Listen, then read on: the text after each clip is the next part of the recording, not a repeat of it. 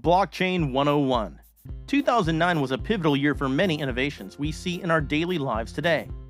That thing you might hear of quite frequently, the blockchain, was birthed over a decade ago.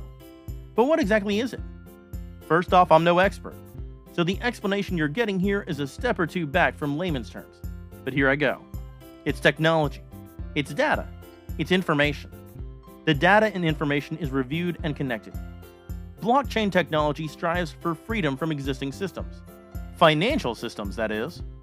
It being birthed in 2009 is perhaps no coincidence. Blockchain is a shared public ledger and records our anonymous transactions in a public network. Like the internet, it has no owner. So how does it work? In today's context, blockchain technology relates to movements of cryptocurrency, such as Bitcoin, and we'll cover this as well as cryptography in our next video. People can send money, spend money, all within a network. These actions, people doing things, creates data. The data forms a block to be checked and verified. Verification essentially means getting a yes or no response to your action, spend or send money. What does it check for? Some examples. Is the person spending the money actually the owner of it? And does the sender have enough in their balance to send to the recipient? The history of your actions from request, review, and approval forms a chain. My understanding is that the data chain is like a traceable workflow that can be used to confirm its integrity.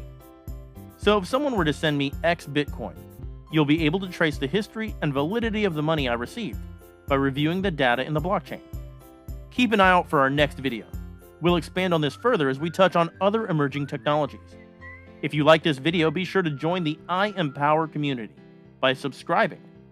As always, build, uplift, motivate, empower.